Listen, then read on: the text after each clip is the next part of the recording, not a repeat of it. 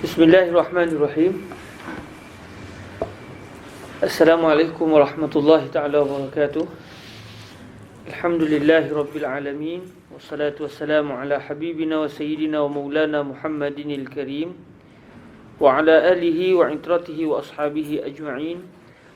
Asyhadu an la ilaha illallah wa asyhadu anna sayyidana wa habibana Muhammadan abduhu wa rasuluh وصفيه من خلقه وحبيبه أدى الأمانة وبلغ الرسالة ونصح الأمة وكشف الله به الغمة اللهم صل وسلم وزد وبارك على حبيبنا وسيدنا ومولانا محمد وعلى آل سيدنا محمد أما بعد. Alhamdulillah, kita sama-sama mengucapkan kesyukuran kepada Allah Subhanahu Wa Taala di atas limpah kurnianya dapat kita bertemu pada malam ini untuk kita menyambung pembacaan kitab Bahrul Mazi. Kitab yang kalau kita boleh kuasai betul-betul dan kita boleh pula mengetahui perincian-perincian hukum dengan rujuk dengan kitab-kitab lain, maknanya untuk masyarakat, untuk menyelesaikan persoalan-persoalan di kalangan masyarakat, boleh katakan banyak boleh selesai dengan kitab ni. Cuma kitab ini dia sepertinya orang kata apa, pembuka bicara. Selebihnya kita kena cari dalam kitab lain untuk meneliti secara terperinci. Tapi masalah-masalah itu sebenarnya penting untuk kita fahami dengan baik. Okey, sebelum ni kita dah masuk dalam bab majaa fi karahiyatil bai' wa syira', betul tak? Wa insyadi asy-syi'ri fil masjid. Asal kita dah masuk bab tu kan? Cuma sebelum tu ada beberapa masalah, iaitu masalah yang ke-23, 24. Okey, masalah 3 dan juga masalah 25. Kalau seingat saya, yang saya macam nak kaji balik hari tu. Jadi saya bawa lah buku ni dan saya murajaah kat rumah lah. Tadi seharian. Letih juga tapi alhamdulillah puas hati jugalah, walaupun tak selesai banyak juga. Tapi ala kulli hal kita nampak sikit beberapa perkara yang boleh saya kongsi dengan sahabat yang dirahmati Allah Subhanahu Wa Taala.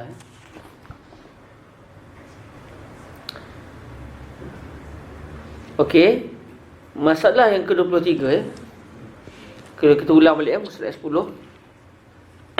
Sebentar.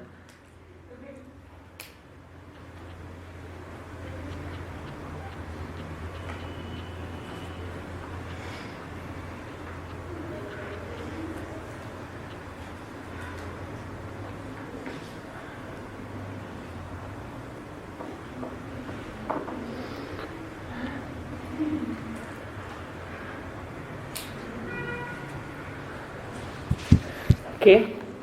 Masalahnya berbunyi, masalah 23. Bismillahirrahmanirrahim. Qala Syekh Al-Musannif Syekh Muhammad Idris bin Abdul Rauf Al-Marbawi rahimahullah subhanahu wa ta'ala wa nafa'ana Allah bi 'ulumihi wa 'ulumi masyayikhihi wa talamizatihi wa qurra'i mukhtasarihi wa syarhihi al-musamma bi Bahril Mazi wa sa'ir musannafatihi wa syuruhiha, Allahumma amin.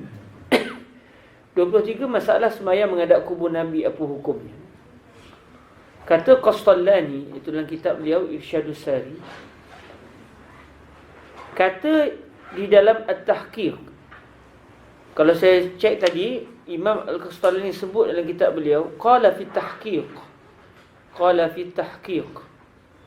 Kemungkinan besar At-Tahqiq yang dimasukkan sini adalah kitab Imam An-Nawawi. Sebab Imam Nawawi ada satu kitab namanya At-Tahqiq. Dan Imam Al-Qastallani bermazhab Imam Syafi'i.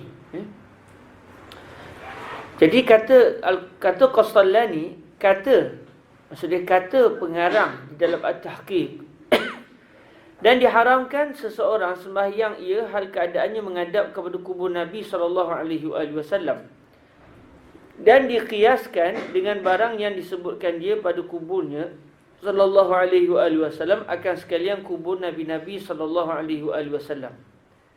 Ayat asal bahasa Arabnya berbunyi qala fi tahqiq wa yahrumu an yusalliya mutawajjihan ila qabrihi alaihi salatu wassalam wa yukrahu ila ghairihi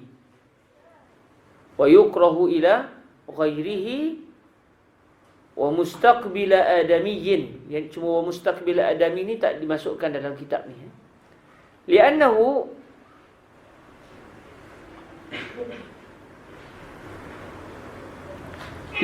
yashghalul qalba ghaliban wa yuqasu bima zakara fi qabrihi sallallahu alaihi wa alihi wasallam atau wa yuqasu bima zukira fi qabrihi sallallahu alaihi wa alihi wasallam sairu quburil anbiya. Maksudnya disebut di sini haram seseorang itu sembahyang menghadap ke kubur Nabi sallallahu alaihi wasallam, dan makruh kalau kita menghadap kubur orang lain. Maksudnya kubur Nabi secara khusus haram. Solat menghadap kubur Nabi adalah haram, tapi sembahyang menghadap kubur orang lain makruh. Dan makruh juga kalau kita sembahyang menghadap seorang adami. Sembahyang menghadap seorang satu orang lah, contoh macam sekarang, katakan kiblat di belakang, saya sembahyang, saya pandang Ustaz Aziz, Ustaz Aziz pandang saya. Saya sembahyang menghadap Ustaz Aziz. Ketika itu makruh sebab saya sembahyang menghadap orang. Kalau dia jeli lidah dia, buat saya tergelak, satu kerjalah. Okey. Li'annahu yashghalul qalba ghaliban. Sebab semua perkara ini dia menyebabkan hati kita jadi sibuk. Dia menyebukkan hati kita, menghalang hati kita secara biasanya daripada khusyuk dalam solat. Kemudian disebut di sini, dikiaskan kubur semua Nabi-Nabi ke atas kubur Nabi. Maknanya, apabila kubur Rasulullah juga haram, menghadap suatu seorang yang sedang sembahyang menghadap ke kubur Nabi adalah haram, maka begitu jugalah kalau seseorang itu menghadap ke kubur para Nabi yang lain. Dikiaskan ke atas kuburnya Nabi alaihi salatu wassalam. Kemudian sambungan Imam Al-Qastallani, walam yara Malikun bisalati fil maqbarah ba'san wa zahaba Abu Hanifah ila al-karahati mutlaqan. Kemudian Imam Qastallani sebut pula masalah lain, iaitu sembahyang atas kubur. Tadi sembahyang menghadap kubur, ini sembahyang atas kubur, bawah tu mayat. Jadi di sisi Imam Malik tak ada masalah kalau kita sembahyang di atas kubur. Dan Imam Abu Hanifah pula mengatakan makruh sembahyang di atas kubur secara mutlak. Imam Malik, apa kubur sekalipun, sama ada kubur tu pernah dikorek ke, tak pernah dikorek ke, tetap tidak haram. Jadi dalam mazhab Imam Syafi'i pula ada tiga keadaan. Kalau kita tengok dalam mazhab Imam Syafi'i, pernah kita bincangkan sebelum ni, saya sempat tadi rujuk dalam kitab Al-Majmu'. Imam Nawawi sebut dalam masalah sembahyang atas kubur di sisi mazhab kita Imam Syafi'i ada tiga keadaan. Kubur tu pernah dikorek, atau kubur tu tak pernah dikorek, atau kita tak pasti kubur tu pernah dikorek ke atau tidak. Isu dia apa? Isu dia kalau kubur tu pernah dikorek, mayat di bawah tu, daging-daging dia mungkin sudah bercampur dengan tanah yang sudah bila dikorek, tanah di bawah dibawa ke atas. Jadi bila kita semayang atas tanah dalam keadaan tanpa lapik, kita semayang di atas najis. Okey? Jadi dalam mazhab Imam Syafi'i dibezakan, kalau kubur tu pernah dikorek, mayat dah ada mayat, lepas tu datang mayat baru, korek pula. Kalau begitu, haram semayang. Haram semayang dan tak sah pula. Sebab apa? Tak sah semayang sebab apa? Kita semayang di atas najis. Seumpama ada satu kapet, ada najis, kita semayang pijak najis. Sama ada najis tu kering ke tak kering ke, maknanya semayang dalam keadaan kita berpijak pada najis, semayang tidak sah. Kalau kubur tu tak pernah digali, macam kubur orang Malaysia lah, kubur-kubur biasa orang Malaysia, kita di perumahan, bukan di kampung-kampung. Sebab kubur di kampung kadang-kadang digali juga. Katakan kubur di perumahan, yang biasanya dia bila dah ada isi dalam tu, dah ada orang yang dikuburkan, tak digali dah. Ada orang meninggal, gali kubur lain. Kita gali kubur baru. Kubur lama tak akan dikorek semula. Jadi kalau begitu, semayang di atas kubur macam ni macam mana? Di sisi mazhab Imam Syafi'i, semayang sah tapi makruh. Sebab kita pijak kubur. Semayang sah tetapi makruh. Okey, sah semayang. Sebab apa? Sebab kita tidak berpijak atas najis. Yang jadi najis tu tanah di bawah tu, yang bercampur dengan mayat di bawah. Okey. Tapi sembahyang makruh sebab isu je kita pijak di bawah kita ada mayat. Kalau kita tak pasti kubur ni pernah digali ke atau tak pernah digali, ketika itu memang berlaku khilaf di kalangan mazhab kita. Pendapat yang asah, pendapat yang kuat mengatakan sembahyang sah tetapi makruh. Sebab tidak diyakini bernajis atau tidak. Wal aslu adamun najasah. Okey, jadi dalam mazhab Syafi'i kita ada perincian. Mazhab Imam Malik boleh serta-merta. Mutlaqan, pernah digali ke, tak pernah digali ke, boleh. Tak sembahyang sah, tak ada masalah.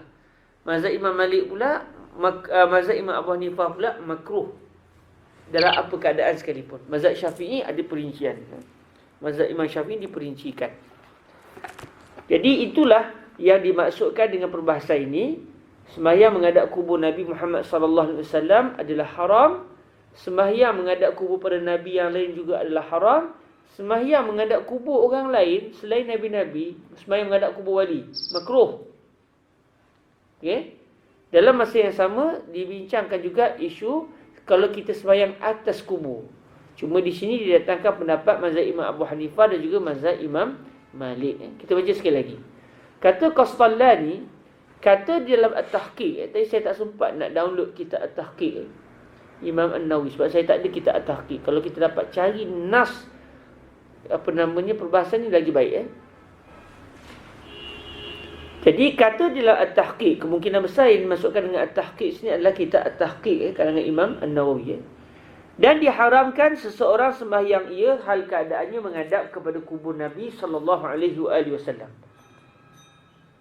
Dan dikiaskan dengan barang yang disebutkan dia pada kuburnya sallallahu alaihi wasallam. Maknanya sebagaimana pada kubur Nabi, kalau sembahyang menghadap kubur Nabi adalah haram, maka dikiaskan juga kubur para nabi yang lain. Okey. Dan dikiaskan dengan barang yang disebutkan dia pada kuburnya sallallahu alaihi wasallam akan sekalian kubur nabi-nabi sallallahu alaihi wasallam. Dan tiada memikir, maksud dia tidak berpendapat Imam Malik dengan sembahyang pada tempat kubur itu akan salahnya. Sembahyang atas kubur. Dan telah berjalan Abu Hanifah kepada makruh semata-mata. Maknanya apa keadaan sekalipun, mazhab Imam Hanifah berpendapat adalah makruh. Okey, mazhab Syafi'i kita pula perinciannya telah pun dibincangkan sebelum ni, iaitu sama ada kubur tu pernah dikorek atau tak pernah dikorek. Sebab kalau pernah dikorek, jenazah di bawah, tulang dia, bukan tulang apa, daging dia, tanah yang pernah terkena darah dia sudah berada di atas, bergaul campur aduk, maka sembahyang tanpa lapik adalah haram. Tapi kalau tak ada lapik, sah sembahyang. Kita lapik dengan syal contoh.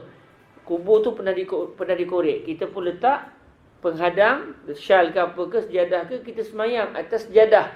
Yang sejadah tu pula terkena tanah. Dan keadaan tanah tu tak basah, basah dia tak naik ke atas. Okey, tanah kering, syal pun kering, kita sembahyang atas syal yang kita letak atas kubur, maka tak ada masalah. Sama juga contoh kalau macam tu kan, tempat kita ni ada najis, saya pun pergi ambil sejadah letak dia. Dalam keadaan najis tu pula tak sampai sejadah saya jadi basah. Kalau sejadah basah tak boleh. Sebab basah najis itu naik ke atas. Okey.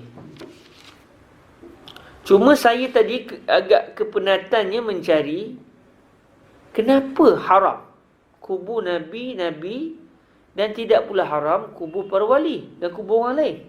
Sembahyang menghadap kubur. Dalam mazhab Imam Syafi'i kita, sembahyang menghadap kubur orang lain yang bukan Nabi makruh. Tapi kubur Rasulullah dan juga kubur para nabi yang lain adalah haram. Kalau kita tadi saya sempat buka dalam Mughni Muhtaj, disebut di sini wa yukrahu istiqbalul qabri fi salati li khabari muslimin la tajlisu 'ala al-qubur wa la tusallu ilaiha. Kata Imam Al-Khatib Asy-Syarbini, makruh kita menghadap kubur sewaktu sedang solat. Berdasarkan hadis Nabi yang telah diriwayatkan oleh Imam Muslim, la tajlisu 'alal qubur wa la tusallu ilaiha. Jangan kamu duduk atas kubur dan jangan sembahyang menghadap kubur. Naam. Bila buka kitab At-Turas tiba main naam ni, naam al-istidrak. Maksud dia tetapi. Naam di sini bermaksud tetapi. Biasalah kalau kita baca kitab terus, kita akan jumpa tiba-tiba na'am. Na'am maksudnya walakin. Baik, kalau ikut ayat tadi, makruh. Oh, kita faham mana-mana kubur pun makruh. Peringkat awal kita akan faham itu. Sebab disebut tadi, wa yukrahu istiqbal.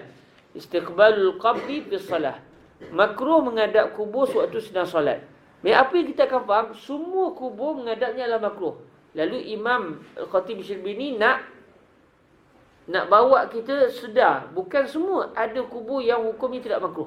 Apa dia? Kubur Nabi, hukumnya haram. Lalu beliau berkata, na'am. Maksudnya, walakin yahrum istiqbalu qabrihi sallallahu alaihi wa alihi wasallam kama jazama bihi fi tahqiq. Jadi at-tahqiq ni betul-betul Imam Nawawi lah. Dalam kitab Imam Nawawi. Jadi haram menghadap kubur Nabi sallallahu alaihi wasallam sebagaimana yang telah disebut secara tanpa didatangkan khilaf oleh Imam An-Nawawi dalam kitab At-Tahqiq. Imam Nawawi tak sebut pun di sana ada 2 pendapat ke 3 pendapat. Sebut haram terus. Difahaminya seakan-akan tak ada khilaf lah dalam mazhab Syafi'i kita. Wa yuqasu bihi ay wa yuqasu bi qabri Nabi alaihi salatu wasalam sa'iru kuburil anbiya alaihim afdalus salati wassalam. Jadi pendirian mazhab Imam Syafi'i kita, haram menghadap kubur Nabi Muhammad sallallahu alaihi wasallam dan haram kita sembahyang menghadap kubur para nabi yang lain. Adapun kubur selain pada Nabi, kubur Imam Syafi'i ke, kubur mana wali Allah ke, maka menghadap kubur sewaktu solat adalah makruh. Di sini perincian dalam mazhab Imam Asy-Syafi'i. Cuma saya secara amanah sampai ke hari ini saya tak jumpa betul-betul dalam kitab apa elah dibezakan menghadap kubur Nabi jadi haram, menghadap kubur selain daripada Nabi jadi makruh. Melainkan saya mengagaknya kerana hadis Nabi yang sebut ittakhadhu qubur anbiya'ihim masajida. Nabi mengatakan masyarakat Bani Israel satu ketika dahulu mereka telah menjadikan kubur-kubur para nabi mereka sebagai masjid. Jadi mungkin kerana tak nak kita tasyabuh dengan mereka, lalu mazhab kita, fuqaha kita memahami haram menghadap kubur para nabi sewaktu sedang solat. Adapun kubur selain pada nabi, kubur kalau nabi pun orang tak akan sembah, apa tadi kubur orang lain. Itu mungkin apa yang saya fikirkanlah. Lalu dipanggil makruh saja.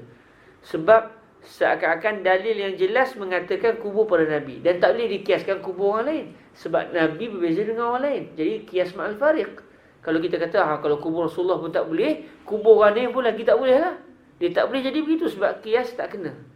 Sebab kalau kubur Nabi dikiaskan kepada kubur para Nabi yang lain, okey. Sebab sama. Sebab di antara makis dengan makis alih masih sama. Tapi kubur Nabi dengan kubur wali tak sama. Sebab kubur Nabi sangat tinggi. Mana kubur wali tidak sampai ke tahap kehebatan dan ketinggian kubur para Nabi. Maknanya mungkin tak ada nas. Tak ada dalil yang mengatakan haram. Lalu diletakkan makruh kerana di situ ada unsur bila kita sembahyang, kita akan rokok sujud. Seakan-akan kita sembah kubur. Oleh kerana ada syubhah begitu dan ada benda yang tak elok begitu, maka dipukul ianya adalah makruh. Dianggap ianya sebagai makruh. Adapun kubur para Nabi yang lain dan juga kubur Rasulullah SAW, kerana ada dalil yang melarang dibina masjid di atas kubur. Maknanya tak boleh sembahyang menghadap kubur para Nabi. Mungkin itulah dalil yang dipegang oleh mazhab kita, mazhab Imam Asy-Syafi'i. Cuma saya tak sempat nak cek apa pendapat fuqaha lain. Sebab cari-cari tadi, kalau sahabat-sahabat kita yang berpendapat dengan pandangan Wahabi, saya terus syirik lah apa semua, memang cepat semua mereka. Haram lah ke? Cuma saya tak tahu dalam mazhab Imam Abu Hanifah kata apa dalam isu kubur Nabi. Dalam mazhab Imam Malik kata apa? Saya tak tahu. Cuma saya cari tadi mazhab Imam Syafi'i, seakan-akan memang itulah pendirian muktamad dalam mazhab kita. Cumanya itu cerita kalau kita sembahyang betul-betul menghadap kubur. Sekarang ni kita dah tak nampak kubur dah. Sebab dah ada dinding. Sebab tu tak timbul lah. Hatta kalau kita sembahyang, katakan kita sembahyang menghadap ke kubur para nabi yang lain pun, biasanya sudah dibuat bilik. Kubur tu sendiri sudah dibuat dinding. Jadi sebenarnya perbahasan yang kita bincangkan ini tak timbul jugalah isunya. Contoh macam orang yang sembahyang di belakang makam Nabi hari ni, pergi Masjid Sembilan Madinah, diduduk betul-betul belakang makam Nabi, sembahyang mengarah arah kiblat, tapi dalam masa sama menghadap kubur Nabi. Cuma oleh kerana sudah berdinding apa semua, maka isu dia tidak timbul lagi. Cuma kalaulah ada nampak betul tanah batu nisan, bawah tu Nabi, kita sembahyang menghadap kubur tu, betul-betul kita dengan kubur tak ada penghalang, ketika itu lah yang tidak boleh. Tapi kalau sudah dibuat macam katakan, macam kalau kita kubur-kubur para Nabi yang lain pun, kalau yang kita lihat sama ada dalam bentuk kaca atau sudah dibuat tabut tu, sudah dibuat kotak tu. Jadi kita sembahyang tu dah ada pendinding dah. Sebab kita tak sembahyang menghadap terus ke kubur, melainkan sudah ada pendindingnya. Okey. Itu satu. Kemudian masalah kubur berpasang dian atau pelita, apa hukumnya? Ibnu Hajar Al-Haytami bila baca mengatakan tidak menjadi satu perkara yang melampau kalau kita kata memasang lampu-lampu di kubur ni adalah dosa besar. Ibnu Hajar Al-Haytami. Yang ni pun saya jenuh kat cari tadi apa sebab semua. Kalau kita baca balik masalah yang ke-25, masalah kubur berpasang dian atau pelita, apa hukumnya? Al-jawab, bermula menaruh pelita dan dian dinyalakan di kubur itu haram jikalau bukan kerana menyuluhkan orang, seperti dinyalakan dengan sentiasanya, tiada berpadam-padam, maka iaitu haram kerana merugi-rugikan harta dan mempermuliakan kubur lebih daripada memuliakan Allah. Jadi kalau dalam kitab ini disebut dengan jelas bahawa hukumnya adalah haram. Memasang lampu di kubur itu adalah haram. Cumanya kalau kita tengok realiti, kalau di Malaysia mungkin tak zahir sangatlah, sebab kubur para awliya di masjid di Malaysia pun kubur macam biasa je. Kau nak lain sikit pun, macam di Terengganu, di Kelantan ada kubur-kubur para awliya yang dibuat macam kubur Mesir. Kita nak pergi ziarah, ada tempat duduk, kita boleh doa di situ. Main macam berumah jugalah, macam kubur Tok Kupaloh di Terengganu. Saya 2-3 kali jugalah alhamdulillah pergi ziarah Tok Kupaloh di Terengganu.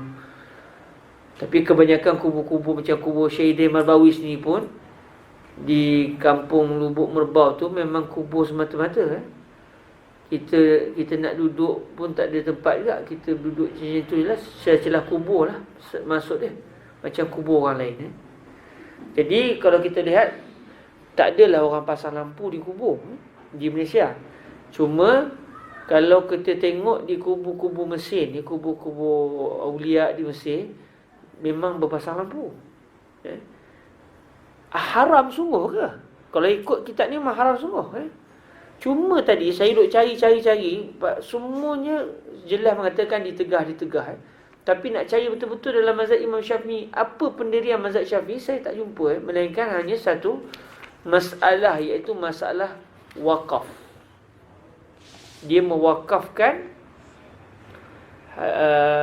lampu untuk dipasang di kubur. Apa pendirian mazhab Syafi'i? Dia bernazar. Dia bernazar untuk memasang lampu untuk menyalakan kubur. Jadi apa pendirian mazhab Syafi'i? Bila sebut nazar ni, moga-moga inilah pendirian mazhab Imam Syafi'i. Cuma perbahasannya dalam perbahasan kitab nazar, dalam perbahasan nazar. Sebab nazar tidak boleh dalam perkara maksiat. Nazar kepada perkara maksiat adalah tidak boleh. Jadi kalau sahabat nak catat, saya bolehlah. Sebab saya nak cari tadi pun jenuh. Maknanya untuk catatan kita lah, mungkin boleh untuk kita kongsi bersama.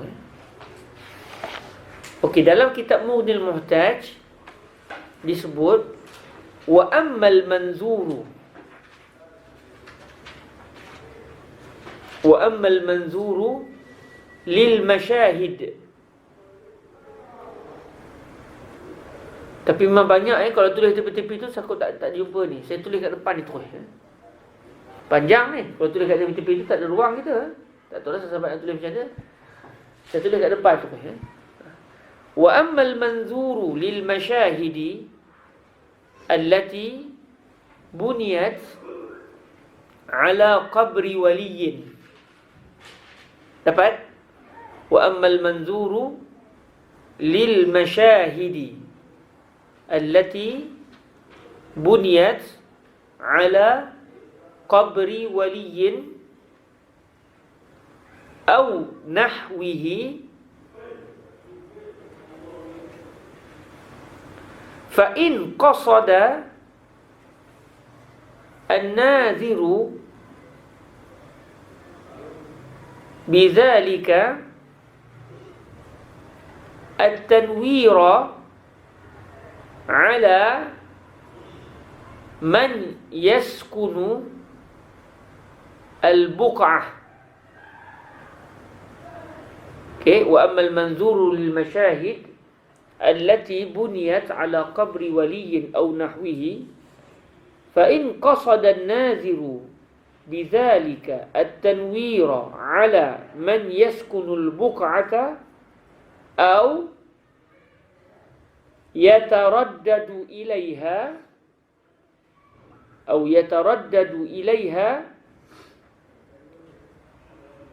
fahuwa naw'u qurbatin.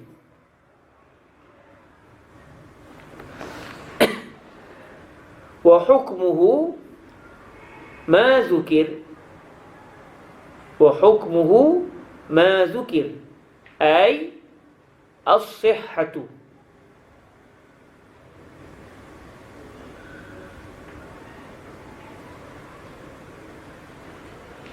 Okey, kita berhenti setakat ini dulu, lepas tu kita akan sambung balik.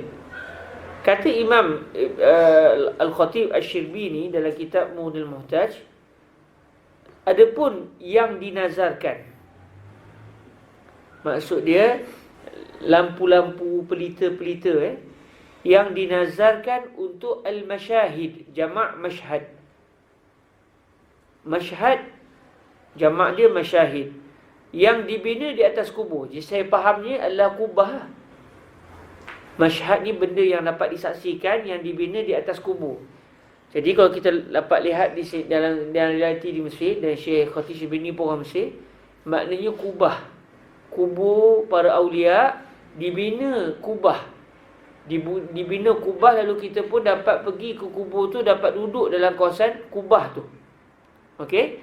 Lalu ada orang bernazar nak memberikan lampu dan juga pelita untuk kubah yang di bawah kubah tu ada kubur. Kubur siapa? Kubur wali lah. Atau kubur orang lain. Tak kisahlah kubur siapa pun. Maka kata Imam Al-Khatib Asy-Syirbini, sekiranya orang yang bernazar tersebut, dia bernazar nak bagi lampu tadi, tujuan dia adalah untuk memberikan cahaya, untuk menerangi orang yang tinggal di kawasan itu, di tempat itu, atau dengan tujuan untuk menerangi orang yang nak pergi ke kawasan tersebut.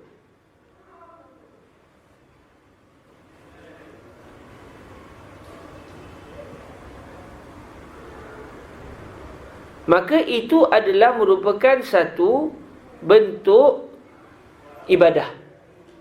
Maka itu merupakan satu bentuk ibadah. Maka hukum nazar tadi adalah sebagaimana telah disebut, iaitu sah. Nazar tadi adalah sah.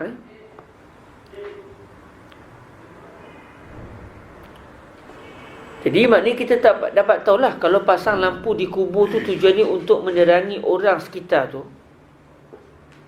dan supaya orang yang lalu lalang boleh nampak cahaya.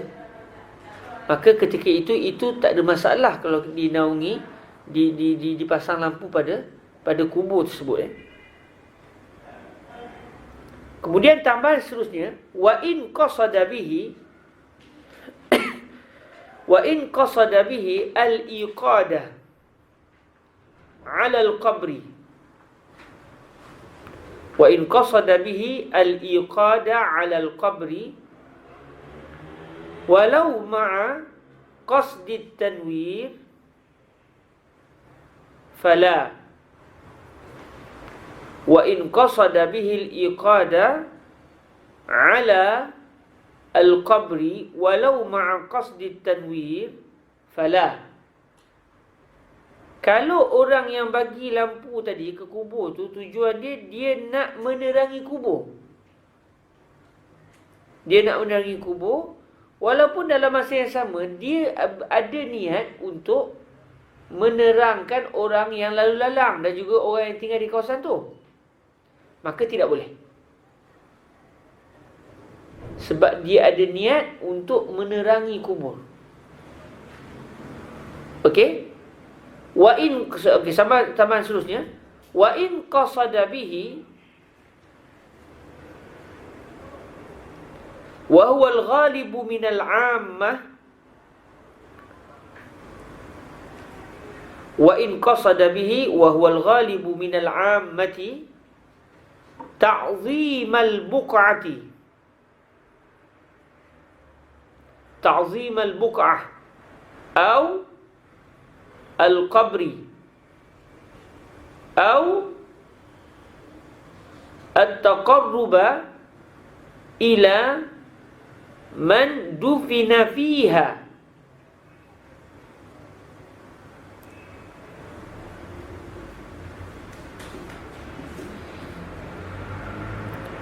Atau nusibat ilaihi. Sekali lagi. Wa in qasada bihi wa huwa al-ghalibu min al-'ammah ta'zim al-buq'ah aw al-qabri aw at-taqarruba ila man dufina fiha aw nusibat ilaihi fahadha nazrun batilun. Fahadha nazrun batilun ghairu mun'aqidin. Fahadha nazrun batilun ghairu mun'aqidin فإنهم يعتقدون أن هذه الأماكن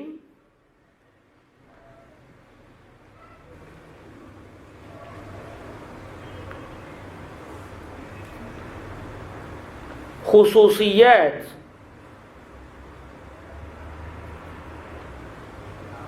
لأنفسهم. فإنهم يعتقدون أن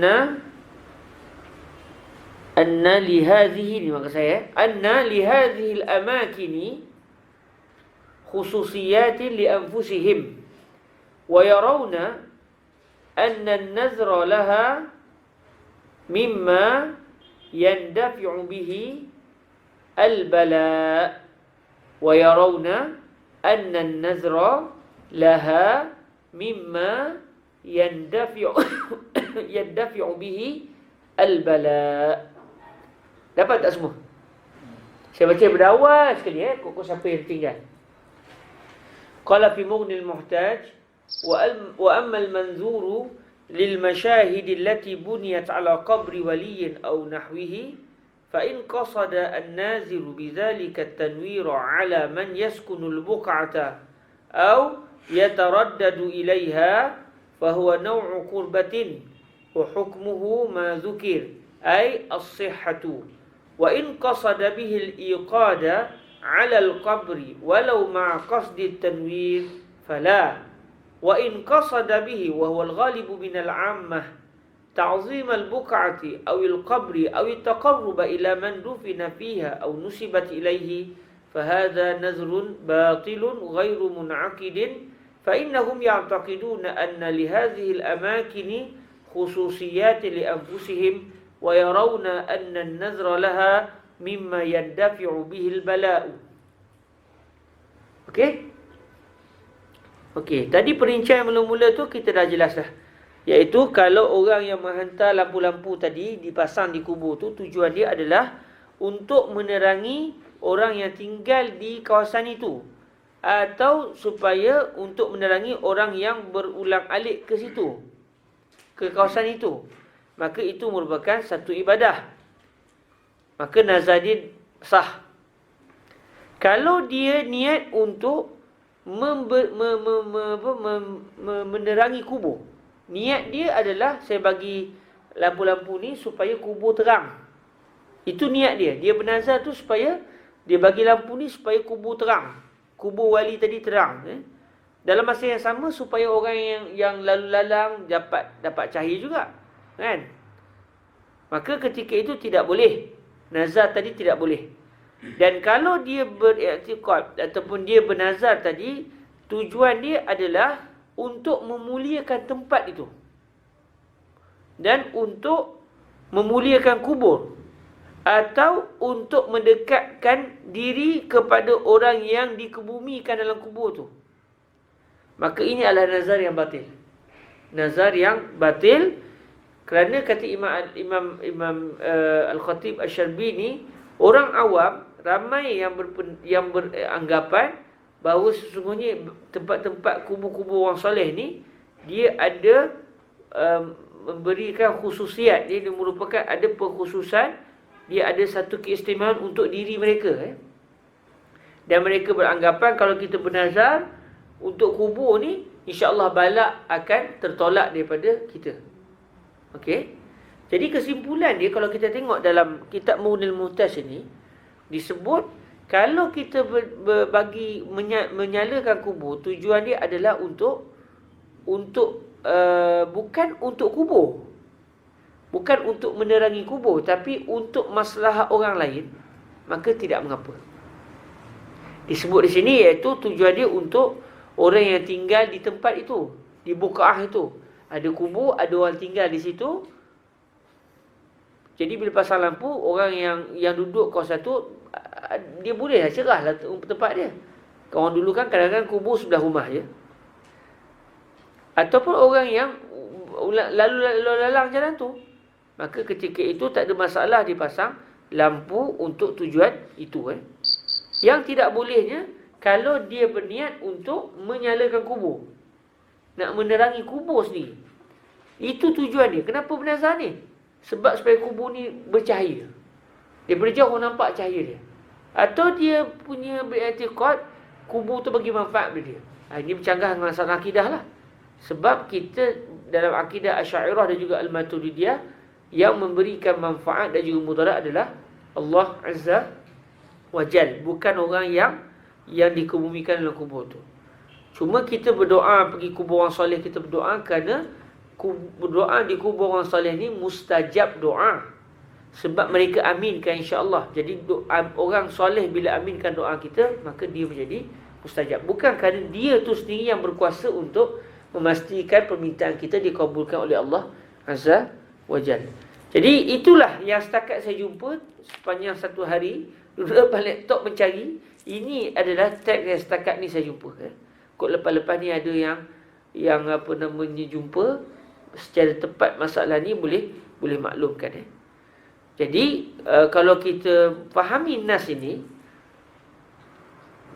yang saya nampaknya, yang saya fahamnya, wallahu taala alam, kubur wali-wali ini memang dalam mazhab Imam Syafi'i kita elok dibuat kubah lagi, supaya orang tahu, oh ini kubur wali. Tujuan dia apa? Supaya orang datang di ziarah. Jadinya kalau kita tengok realiti kubur di Mesir, lampu tu dipasang masa bila? Sentiasa pasang walau tak ada orang ke? Tengah malam dah tutup masjid pun pasang juga lampu. Tak. Tutup juga lampu. Jadi kenapa dipasang lampu di kubur bila ada orang ziarah? Bila ada orang ziarah. Sebab orang ziarah, kalau dah gelap, tak nampak apa, macam nak pergi ziarah. Macam katakan satu orang datang dari jauh, nak pergi ziarah makam Tok Kupalu. Kebetulannya datang sampai Terengganu malam. Besok pagi dia kena keluar dah. Jadi dia kata malam ni juga dia nak pergi ziarah makam Tok Kupalu. Dia pun pergi ke kubur Tok Kupalu. Lepas tu Penjaga tu pun pasang lampu supaya nampaklah mana makamnya. Dia pun boleh duduk situ. Kalau bergelap, seramlah juga kan. Kalau kubur wali sebelah tu gelap je. Jadi pasang lampu tujuannya apa? Bukan tujuan untuk menerangi kubur. Tujuannya supaya orang tu nampak dia diberikan cahaya. Baik dia kawasan tu jadi bercahaya. Sebab dia nak pergi ziarah. Jadi yang saya faham ni, wallahu ta'ala a'la wa'alam, realiti kubur-kubur orang saleh di Mesir ni, walaupun dia berpasang lampu, tetapi bukan kerana nak menerangi kubur. Buktinya kalau tak ada tetamu, tengah malam contoh, masjid nak tutup semua lampu, dengan kubur-kubur wali tu pun tutup juga. Sebab tak ada orang nak datang ziarah. Jadi yang tu saya nampak. Jadi maknanya, kalaulah betul apa yang saya faham gitu, kubur para awliya kita di Mesir, dipasang lampu, itu sebenarnya tidak berkait sama sekali dengan tegahan yang didatangkan oleh Nabi SAW dalam hadis yang berbunyi, la'ana Rasulullah sallallahu alaihi wasallam zairatil kubur wal muttakhizina 'alaiha al masajid was surujah. Nabi SAW telah melaknat wanita-wanita yang menziarahi kubur. Yang ini pun telah kita bincangkan, berlaku perbezaan pendapat dengan para ulama. Ada yang mengatakan kalau wanita tu datang ziarah kubur tapi dia menjaga adab, tak ada masalah. Kemudian Nabi juga melaknat orang yang telah menjadikan masjid di atas kubur. Kubur dibina masjid di atasnya. Wasurud, dan juga yang telah menggantungkan lampu-lampu di kubur. Jadi kalau kita tengok kefahaman apa yang didatangkan oleh Imam Al-Khatib Asy-Syarbini tadi dalam isu nazar, dan nazar tak sah kalau benda tu bukan taat. Nazar hanya sah kalau dia merupakan satu ketaatan. Jadi apabila kita menerangi kubur supaya orang datang menziarahi si mati, orang nampak kuburnya, dan orang dapat duduk di situ dengan selesa, maka di situ tidak terkait sama sekali dengan hadis ini. Sebab hadis ini seakan-akan melarang kita daripada menerangi kubur kerana dia kubur. Orang ada ke orang tak ada nak pasang juga lampu supaya nampak gah kubur tu. Yang tu yang ditegah oleh baginda Nabi SAW. Dan kata Fadilatul Syekh Yusri bin Rushdi, kalau ikut Syekh Yusri, yang dimaksudkan dengan hadis ni adalah merujuk kepada kubur-kubur zaman jahiliyah yang sengaja dipasang supaya orang datang dan buat syirik di situ. Jadi Nabi minta padam belaka, sebab dengan pasang lampu nanti orang datang nak pergi buat benda tak senonoh di kubur tu, minta si mati dan sebagainya. Tapi kita pergi ziarah kubur orang-orang soleh, kita bukan beriktikad si mati itu memberikan manfaat dan mudarat. Hatta kalau kita berbicara dengan si mati sekalipun, contoh pergi makam, katakan makam Sayyidina Husain, wahai Sayyidina Husain, doakan saya begini, masalah saya begini, wahai Sayyidina Husain, mohonlah kepada Allah agar Allah melepaskan masalah saya. Berbicara terus dengan si mati. Bunyi tidak menjadi masalah, sebab yang kita berbicara dengannya adalah berbicara dengan roh dia. Kita berbicara dengan roh dia. Kita bila lalu kubur pun kita kata Assalamualaikum ahla diyaril muslimin. Kita berbicara dengan roh orang mati dalam kubur tu. Kita bukan memuja dia, dan kita bukan beriktikad si mati itu memberikan manfaat dan juga mudarat. Okay. Dan ada juga para ulama memahami masalah lampu tu kerana zaman dulu pasang api. Jadi api di kubur ni benda yang sangat tidak disukai oleh si mati. Ada juga ulama faham gitulah. Tapi macam hari ni orang tak pasang lampu api tu, tapi kita pasang lampu elektrik. Lampu elektrik di kubur. Jadi kalau kita tengok balik masalah yang ke-25, kata Syekh Nabawi, kubur berpasang dian dan pelita apa hukumnya? Al-jawab, bermula menaruh pelita dan dian dinyalakan di kubur itu haram, jikalau bukan kerana menyuluhkan orang. Jadi tak berlakulah kubur-kubur awliya di Mesir ni bukan tujuannya untuk menyuluhkan kubur. Sebaliknya untuk menyuluhkan orang yang datang berziarahi kubur. Seperti dinyalakan dengan sentiasanya, tiada berpadam-padam. Kubur-kubur orang soleh kita, bila orang tak ada, padam juga. Pihak masjid akan padamkan ni. Kalau contoh kita pergi ziarah makam Tunku Paluh, Memanglah ada lampu, kau tak silap saya, tapi kami ziarah waktu pagi tak pasang lampu lah, sebab nampak kubur tu. Dan saya tak pernah ziarah lagi pada waktu malam. Jadi maknanya memang lampu itu bukan tujuannya untuk kubur, tujuannya untuk memudahkan orang yang datang berziarah. Maka iaitu haram. Kenapa? Kerana merugi-rugikan harta. Memanglah pasang lampu 24 jam, lepas tu siapa nak bayar duit? Betul, apa faedahnya? Kalau ada orang datang ziarah, ada juga faedahnya. Kalau tak ada orang datang ziarah, dan tengah malam tutup lampu. Kalau tutup lampu tak apa, ni pasang juga. Apa faedahnya? Nak menerangi mayat dalam kubur. Jadi kita membuang harta, membuang harta dalam keadaan tak ada keperluan. Dan mempermuliakan kubur lebih daripada memuliakan Allah. Maknanya dahsyat betul kita dengan kubur tu, sampai kita pasang lampu macam kubur tu begitu sampai ke tahap takdis, sampai kita tahap macam mendewa-dewakan kubur tadi. Tapi insya-Allah lah para kaum muslimin, kalau kita tengok kubur-kubur aulia, kita tidaklah mendewa-dewakan kubur. Sebab kalau kita tengok orang datang ziarah kubur wali-wali Allah sekalipun, kubur Nabi sekalipun, kita tidak beriktikad bahawa si mati itu memberikan manfaat dan juga mudarat. Kita pergi kerana apa? Kerana dia orang soleh, dan kerana dengan kita pergi kubur orang soleh ni, kita akan teringat kisah dia, dan kita menziarahi dia. Kemudian kita berdoa di kubur orang soleh. Doa di kubur orang soleh, kata Syekh Uzi, adalah tempat yang mustajab berdoa. Tempat yang mustajab berdoa. Rupanya rahsianya kenapa? Kerana si yang berada dalam kubur itu mengaminkan doa kita, insya-Allah. Jadi doa orang yang soleh, kalau dia masih hidup pun, kalau dia aminkan doa kita, berkat permintaan kita tadi cepat dikabulkan Allah. Apatah lagi kalau dia sudah meninggal dunia dan mati sebagai seorang Muslim, lagi-lagilah maknanya doa dia didengar oleh Allah Subhanahu wa taala. Okey. Silakan. Kalau kita di makam, macam kita Allah bertawasul dengan dekat para awliya-Mu, itu macam kita dah sandar terus pada Allah. Tapi kalau macam tiba-tiba kita, aku ni macam mengharap pada si mati, saya awliya, mengharap pada awliya untuk mengambil, macam mengharap doa tu daripada awliya lebih daripada Allah, tu macam mana Ustaz? Itu dia elakkan. Dia menjadi satu kesalahan lah kalau kita beriktikad bahawa si mati itu yang boleh mengkabulkan permintaan kita. Contoh macam kita katakan, kita orang susah, Ustaz tolong saya Ustaz. Okey, Ustaz tolong saya Ustaz. Maksud dia apa? Maksud dia adakah orang itu boleh menolong kita? Kalau Allah tak izinkan pun dia dapat tolong kita? Tak. Main dia hanya sebagai sebab. Hakikatnya yang memberikan pertolongan itu adalah Allah, tetapi melalui bantuan orang tadi. Jadi hatta katakan kalau satu orang bila berdoa di Makkah, Sayyidina Husain katakan, Husain tolonglah saya. Apa maksud dia sebenarnya? Iaitu tolong saya, mohon kepada Allah agar diselesaikan masalah saya.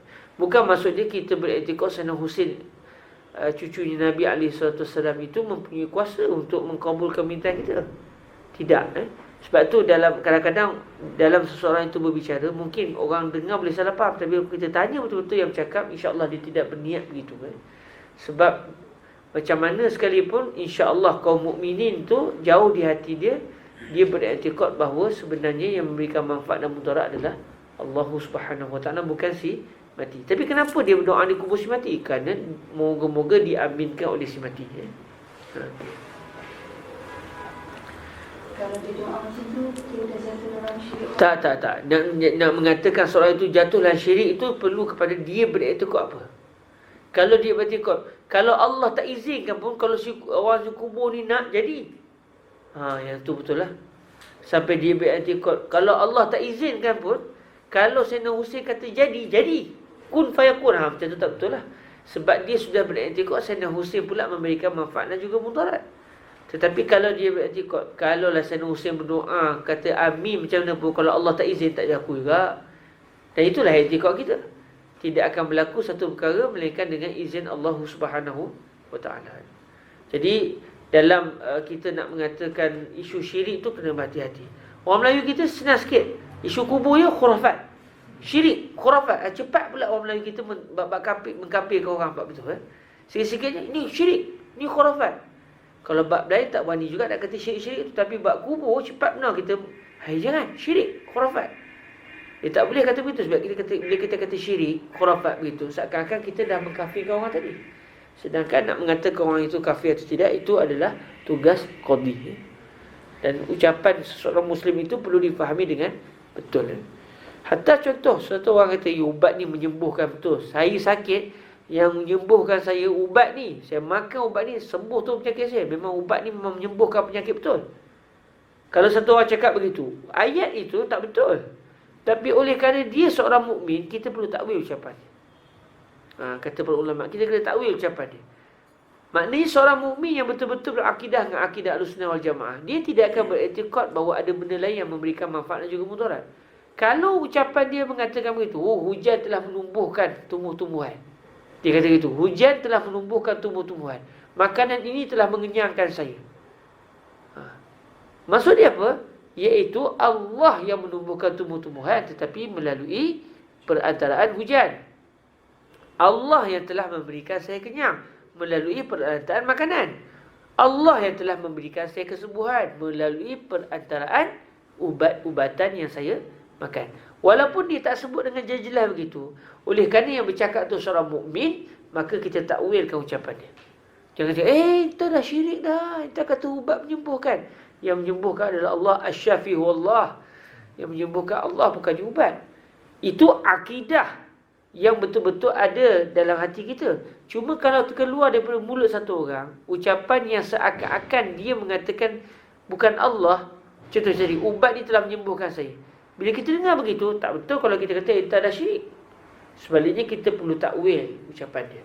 Tapi kalau satu orang kata ubat ni menyembuhkan penyakit saya, kalau Allah tak nak sembuhkan pun saya tak kisah sebab ubat ni boleh menyembuhkan saya. Yang tu kena cek balik lah, awak ni gila ke apa ni?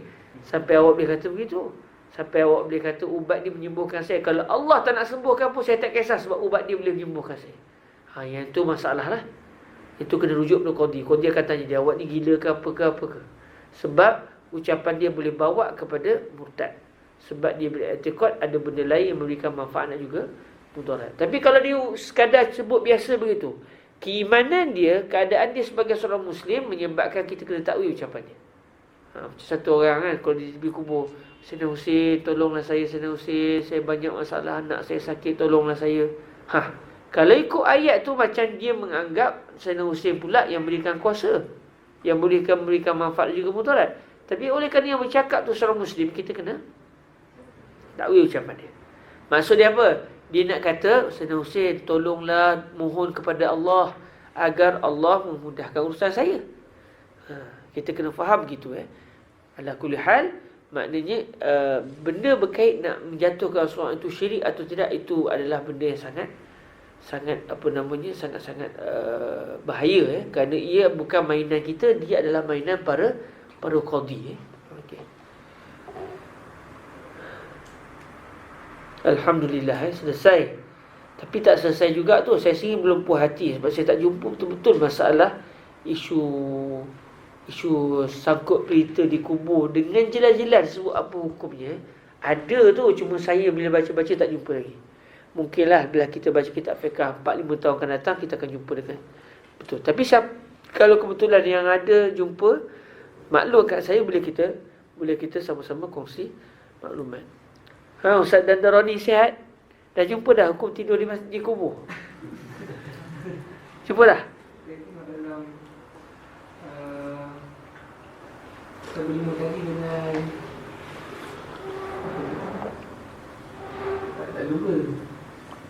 Dia buat tu, dia sama dengan bab sejarah. Jadi hukumnya apa? Tak terjumpa. Saya terjumpa, tapi saya silapnya dia tak catat nas dia. Nas dia lupa kitab apa. Tapi kitab mazhab Syafi'iyah makruh tidur di kubur. Sebab dia kata wahsyah. Benda itu menyebabkan kita rasa apa? Kita duduk sorang-sorang begitu kan. Duduk di kubur sorang-sorang. Jadi benda tu tidak macam benda yang tak kena dengan tabiat kita. Duduk sunyi dengan kubur gitu kan. Duduk sorang-sorang. Jadi dan kita apa je?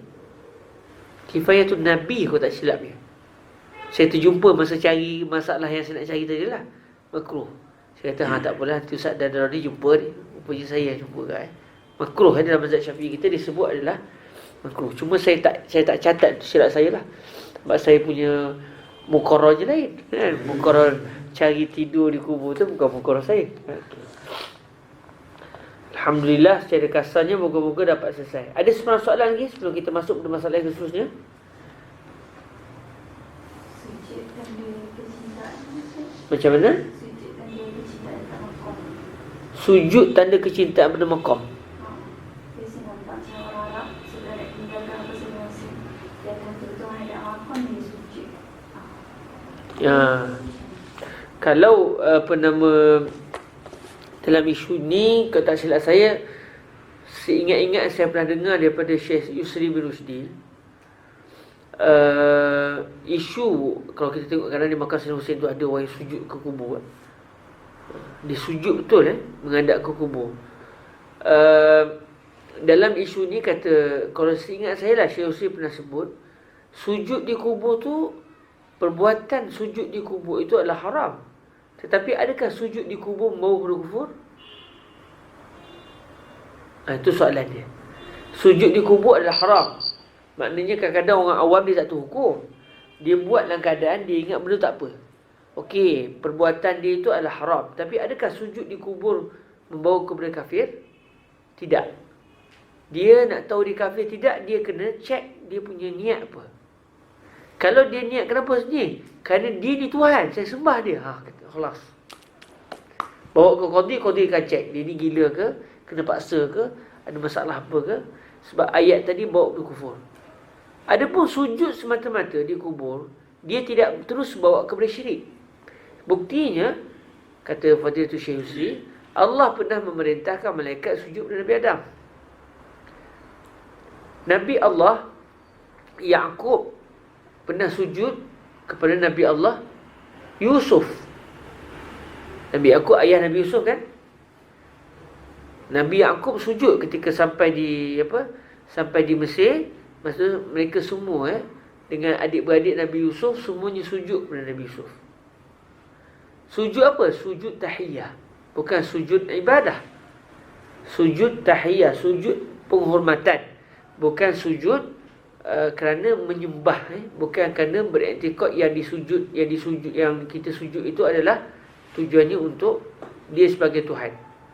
Jadi apabila dalam syariat sebelum ini boleh, maka itu menunjukkan ia bukan perkara yang bawa kepada syirik. Sebab isu syirik ni tak ada. Zaman Nabi syirik, zaman Nabi sebelum ni tak syirik, tak ada. Isu akidah semua sama. Yang beza adalah syariat. Maknanya syariat Nabi-Nabi sebelum ni tak ada masalah sujud atas dasar penghormatan.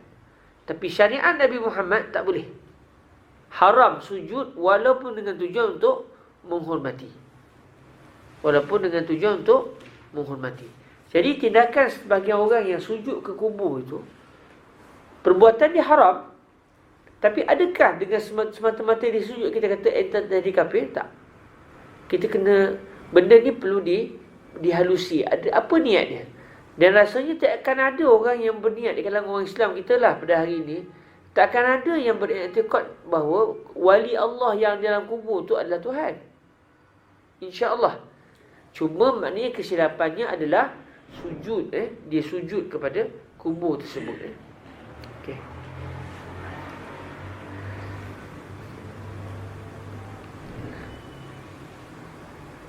Dan ada juga, kalau tak silap saya pernah dengar Syekh Hussein sebut, dia ada juga orang dia bukan niat sujud, tapi dia nak cium tanah tu.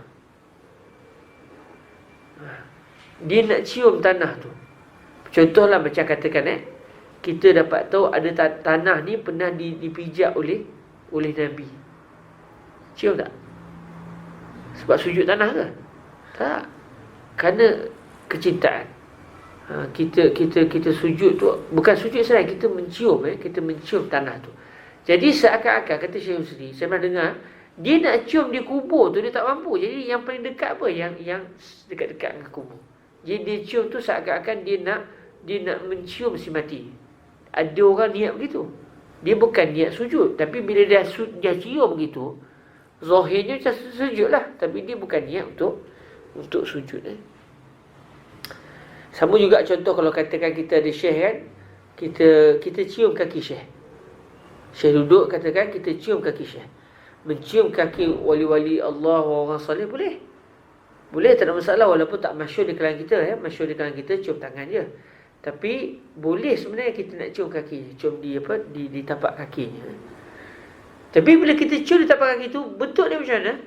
Seakan-akan kita sujud pada dia. Padahal kita tak niat sujud, tapi kita nak hormat dia sampai kita nak cium kaki dia.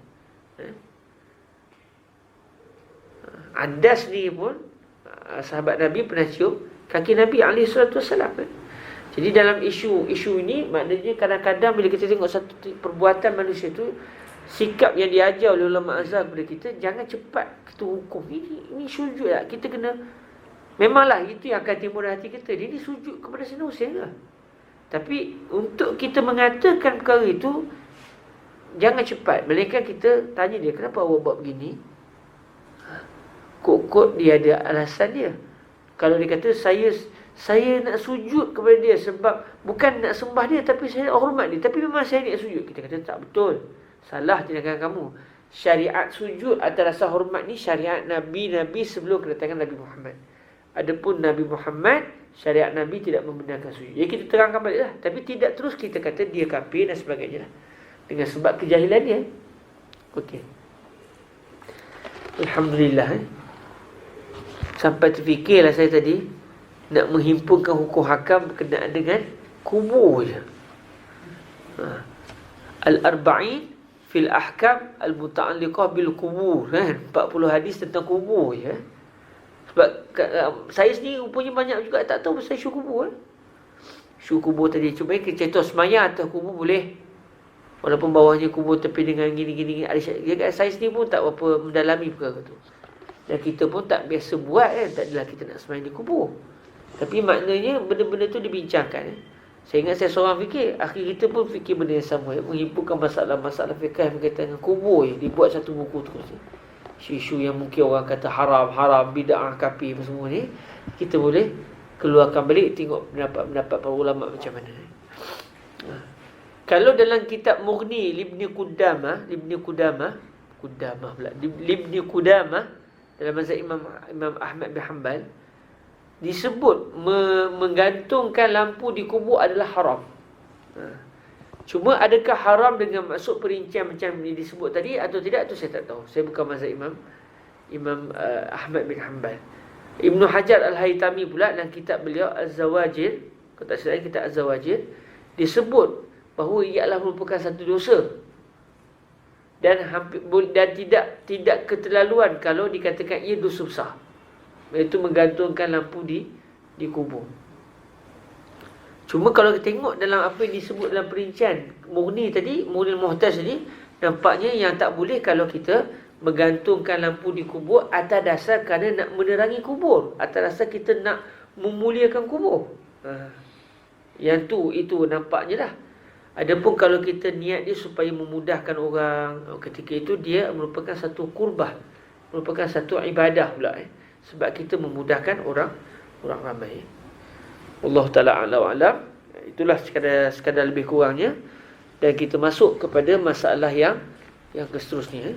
Masalah yang kita bincangkan sebelum ni, iaitu masalah jual beli dan mengucapkan syair di dalam masjid. Di mana masalah kita berhenti? Itu pun nak tanda. Masalah yang keberapa kita? Dah habis dah? Sudah habis. Hari ini kita masuk masalah barulah. Masalah babu majaa fil masjid allazi ussisa 'ala taqwa.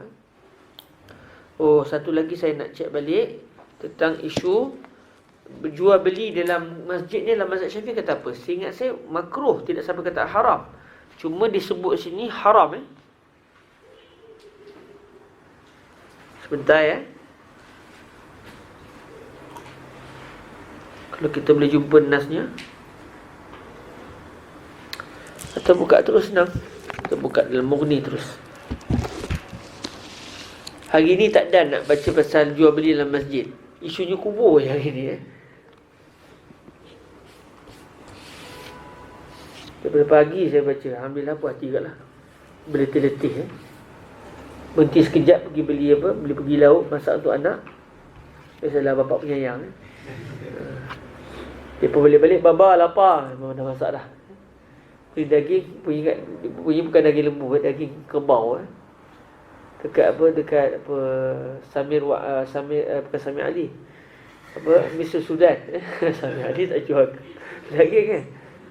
Sekilo 80. Boleh lah siapa nak makan daging daging kerbau. Sekilo 80. Tapi bukan daging fresh lah tu. Rasa dia ni sikit lah. Tapi puas hati lah. Terasalah kekerbauan dia tu. Okey. Sementara nak buka ni, kita cuba cek dalam kod-kod. Kita boleh jumpa dalam cepat. Syafi'iyah. Okey.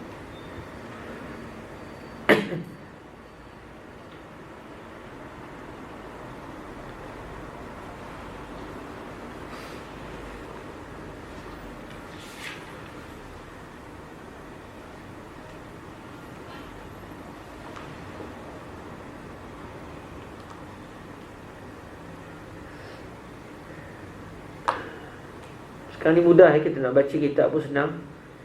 Ada internet je lah. Nak cepat lah kan. Nihayatul Matlab.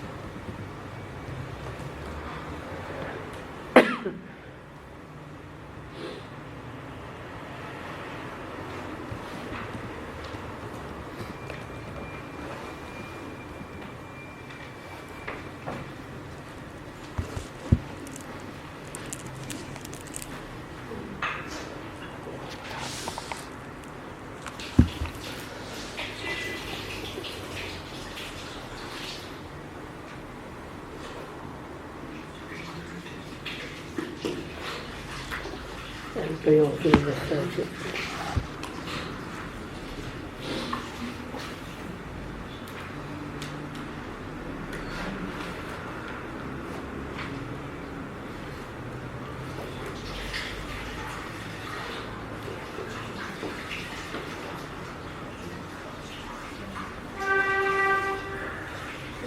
dalam kitab Nailul Awtar, tapi dia tak boleh jadi hujah lah. Sebab bila kita nak tengok pendapat fuqaha, kena tengok tu dalam kitab fiqahnya. Cuma setakat ni kita jumpa setakat ni dulu. Disebut dalam kitab Nailul Awtar, Awtar syarah pada hadis hadis hukum, kata Imam Syaukani, tapi tak ada jadi dalil Kita nak tengok mazhab betul-betul kena buka dalam kitab fiqah. Tak boleh kita belajar fiqah daripada kitab hadis وأما البيع والشراء أي في المسجد فذهب جمهور العلماء إلى أن النهي محمول على الكراهة قال العراقي وقد أجمع العلماء على أن ما عقد من البيع في المسجد لا يجوز نقضه وهكذا قال الماوردي وأنت خبير بأن حمل النهي على الكراهة يحتاج إلى قرينة صارفة عن المعنى الحقيقي التي هو التحريم عند القائلين بأن النهي حقيقة في التحريم وهو الحق. وذهب بعض أصحاب الشافعي إلى أنه لا يكره البيع والشراء في المسجد. Kata di sinilah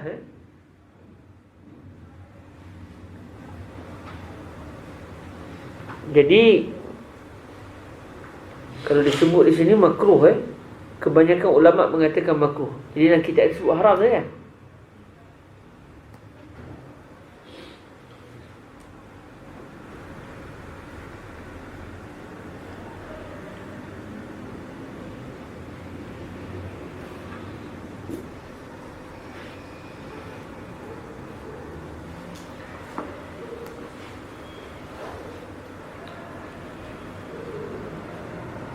Okey, kita tengok dalam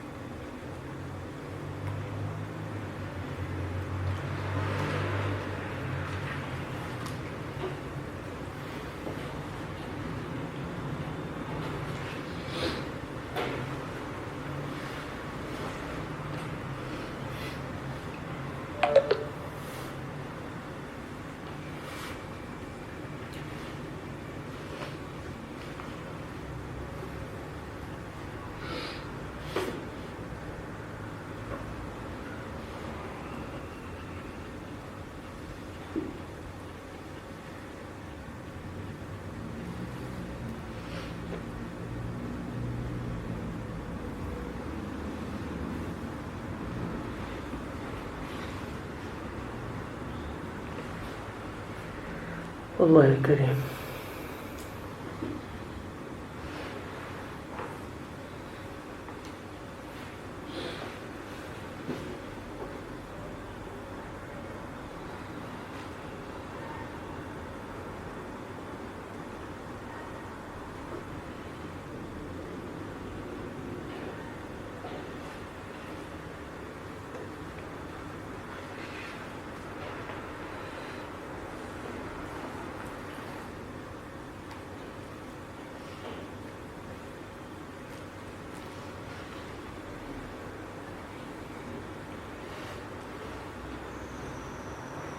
Kakak ni tak jumpa dengan kitab satu lagi Cari laju ni. Tak apa. Kalau kita jumpa nanti kita sebut. Kita masuk ke masalah yang apa? Yang bab yang seterusnya. Masalah 30 yang awal. Masalah yang ke-30. Atas Berjual beli dalam masjid apa hukumnya? ya, yang baris kedua. Okey. Ditegakkan berakad jual beli, jual dan beli dan sewa menyewa. Sewa menyewa. Ada yang berkaitan. Oh tu. Dah dapat dah Alhamdulillah. Okey, kita masuk kepada bab majaa fil masjid allazi ussisa ala taqwa. Jadi masalah jual beli ni saya tak dapat nak cari lagi. Pernah belajar, saya ingatnya adalah makruh, tapi ala kulli kita akan tengok perincian dalam mazhab Syafi'i kita saya akan cuba cek balik. Tapi ala kulli ada masa gini kita baca sikit bab yang baru. Nanti kita akan ulang balik bab ni kerja rumah bagi siapa yang ingin mencari sama-sama. Bagus bila tak ramai ni. Jadi kita masing-masing bakat boleh kaji dapat belajar, tengok-tengok kitab fiqh macam mana, kongsi-kongsi. Okey, kita masuk kepada bab yang seterusnya, bab majaa fil masjid allazi ussisa 'ala taqwa. Kita baca hadisnya terlebih dahulu. Bismillahirrahmanirrahim. Isnadina al-muttasil ila sayyidina al-imam at-Tirmizi radhiyallahu ta'ala anhu wa ardhah. Wa nafa'ana Allah bi 'ulumihi wa 'ulumi mashayikhih wa talamizatihi wa qurra'i sunanihi wa sa'iri musannafatihi wa syurrahiha. Allahumma amin. Bi sanadihi an Abi Sa'id al-Khudri radhiyallahu ta'ala anhu qala imtara rajulun min bani Khudrah wa rajulun min bani Amr ibn Auf في المسجد الذي أسس على التقوى فقال الخدري هو مسجد رسول الله صلى الله عليه وآله وسلم وقال الآخر هو مسجد قباء فأتيا رسول الله صلى الله عليه وآله وسلم في ذلك فقال هو هذا يعني مسجده وفي ذلك خير كثير حسن صحيح.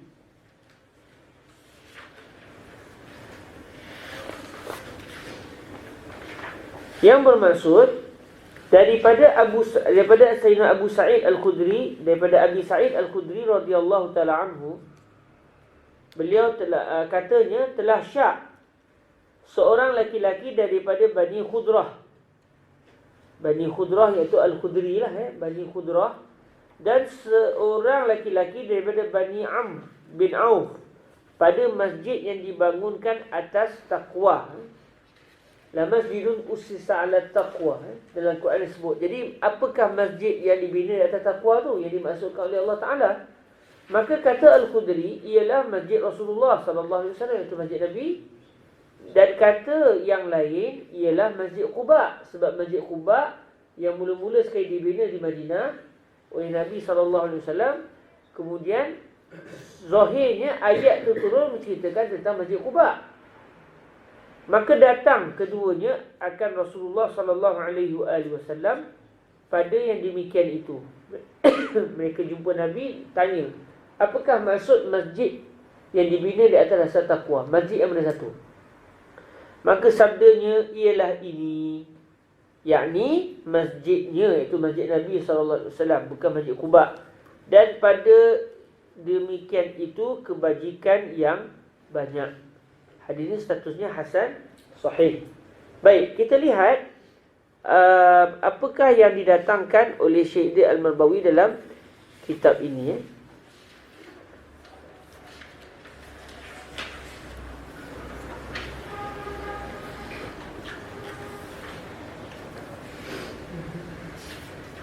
Okey. Bab ma jaa fil masjid alladhi usisa 'ala taqwa. 33, bab yang telah datang ia pada menyatakan masjid yang dibangunkan atas taqwa, yakni atas takutkan Allah dan menuntut keredaannya dengan taatnya. Ketahuilah kiranya ya saudaraku, adalah masjid yang dibinakan, iaitu dibangunkan atas taqwa itu sebagaimana tersebut di dalam Bukhari, iaitu dalam Sahih Bukhari, ialah Masjid Quba. Ya, Masjid Quba. Dan pada riwayat Tirmizi yang akan datang ini menyalahinya. Jadi sekarang kalau tengok dalam hadis Sahih Bukhari, menunjukkan masjid yang dibina di atas taqwa yang dimasukkan oleh Al-Quran tadi adalah Masjid Quba. Tapi hadis yang diriwayatkan oleh Imam Tirmizi ini pula bercanggah, menunjukkan masjid itu adalah masjid Nabi. Masjid Quba ni masjid yang dibina oleh Rasulullah. Maksudnya Nabi masa peristiwa hijrah sampai di Madinah, Nabi berada di kawasan Quba.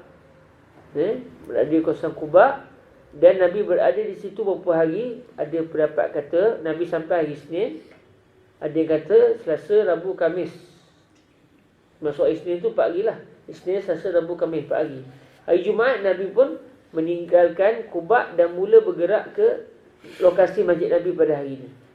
Dan dalam perjalanan itulah pada hari Jumaat Nabi bergerak tu, masuk Zuhur di tengah jalan Nabi pun sembahyang di Masjid Jumaah. Okey. Ada pendapat mengatakan belas-belas hari juga Nabi berada di kawasan Quba. Dan sewaktu Nabi di Quba itulah Nabi telah membina Masjid Quba beserta dengan para sahabat. Ridwanullah ta'ala alaihi ajma'in. Dengarlah hadis yang dikeluarkan oleh Tirmizi, demikian bunyinya. An Abi Sa'id al-Khudri radhiyallahu ta'ala anhu qala imtara rajulun min bani Khudrah wa rajulun min bani Amr bin Auf fil masjid alladhi ussisa 'ala taqwa. Diriwayatkan daripada Abi Sa'id al-Khudri radhiyallahu ta'ala anhu katanya, telah syak, maksudnya telah taraddudlah, dia jadi tak pasti. Syak di sini maksudnya tidak pasti. Telah syak seorang laki-laki daripada Bani. Itu cara eja tu Nabi tu. Bukan Nabi, bukan Nabi Khudrah, Bani Khudrah. Dan satu laki-laki daripada Nabi juga tu Bani. Bak tu macam ke belakang sikit. Daripada Bani Khudrah dan satu laki-laki daripada Bani Amr bin Auf. Dan pada satu riwayat telah bertengkar keduanya pada mengatakan masjid mana yang dibangunkan atas taqwa sebagaimana yang terpuji di dalam Al-Quran, iaitu firman Allah Ta'ala, la masjidun ussisa 'ala taqwa min awwali yawmin ahaqqu an taquma fihi rijalun yuhibbuna an yatatahharu wallahu yuhibbul mutahhirin. Bermula masjid dibangunkan atas taqwa daripada awal hari kamu Madinah. Awal hari kamu Madinah, maksudnya awal hari kamu di Madinah, yakni Masjid Quba. Itulah yang lebih mustahak daripadanya bahawa engkau berdiri sembahyang di dalamnya. Maknanya masjid itu sangat-sangat patut Nabi dan juga kita semua solat di situ. Ada dalam Masjid Quba itu beberapa orang laki-laki yang suka mereka itu membersihkan perutnya dan anggotanya. Dan bermula Allah Ta'ala sukakan segala orang yang bersih. Okey, 34, masalah masjid siapakah yang dibakar oleh Nabi?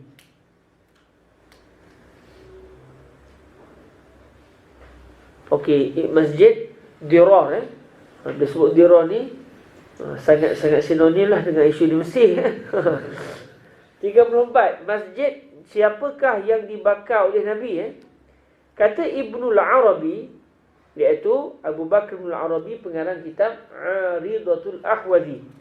Dengan ikhtisarnya, adalah sebuah masjid yang dibakar Nabi itu ialah masjid yang dibangun oleh orang kerana mudaratkan muslimin. Mereka buat masjid itu cita-citanya supaya boleh pecah belahkan kaum muslimin.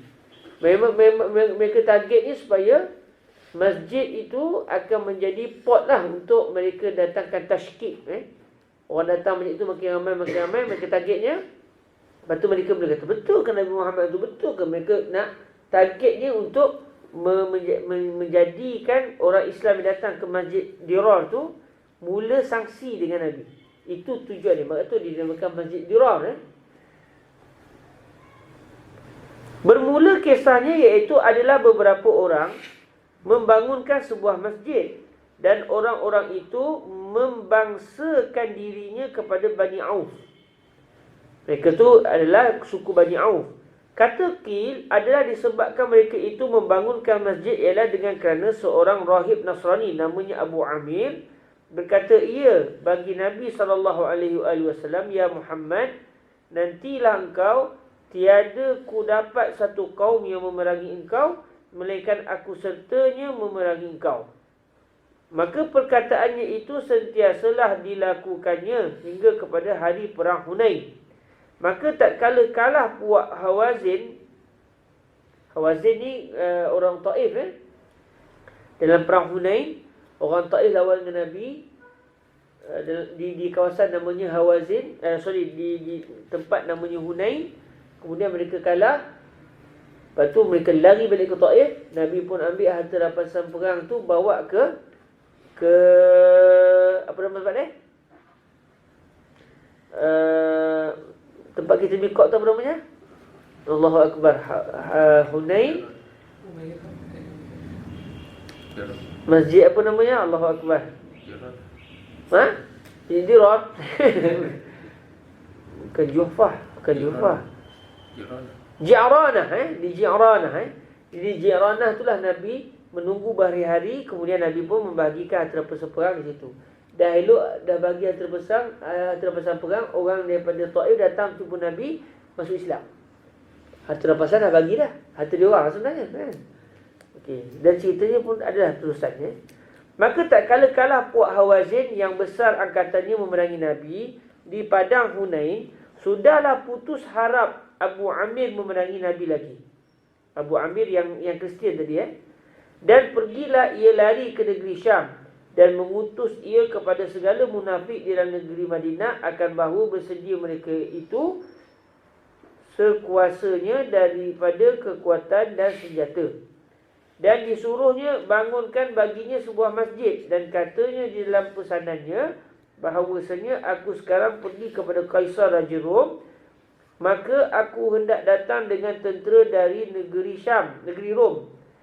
Di dalam hal yang demikian, Nabi pun hendak keluar pergi berperang Tabuk, iaitu negeri sebelah pihak Syam dengan segala sahabatnya, dan tentera muslimin dan orang-orang munafik itu pun telah membangunkan sebuah masjid berdekatan dengan Masjid Quba itu. Maksudnya kita dapat tahulah tujuan masjid itu dibina adalah untuk memecahkan saf kaum muslimin dan mereka nak tarik orang muslim keluar daripada agama Islam.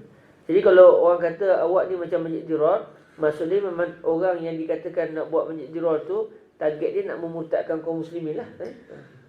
Waliyahzubillah. Moga-moga kita tidak bercita-cita sama sekali nak memurtadkan kaum muslimin. Bahkan kita nak supaya orang semua dekat dengan Nabi. Maka apabila selesai mereka itu daripada membangunkannya, datanglah mereka itu kepada Rasulullah sallallahu alaihi wasallam, padahal Nabi dan segala sahabatnya sedang beristiadadkan, sedang bersedia angkatan peperangan ke negeri Tabuk itu. Manakala menghadap mereka itu akan Nabi, lalu berkata mereka itu, ya Rasulullah sallallahu alaihi wasallam, bahawasanya telah kami bangunkan sebuah masjid kerana orang-orang sakit dan orang-orang dhaif dan kerana malam. Kami buat masjid ni sebab masjid yang dah ada ni jauh, orang tua susah nak pergi. Nipu tu. Tujuan dia nak tarik sokongan supaya bila ada jemaah khusus di situ, tujuannya adalah untuk mendatangkan syak wasangka kepada Nabi.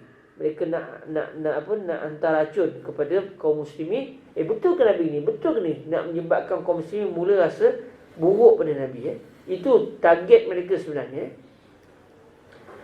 Maka mintalah kami bahawa tuan hamba datang ke sana dan sembahyang tuan hamba di dalamnya bagi kami dan mendoakan dengan berkat. Semua ni cakap kosong. Sebenarnya nak mengenakan kaum muslimin dan mereka nak suruh Nabi jadi imam, pengiktirafan kononnya.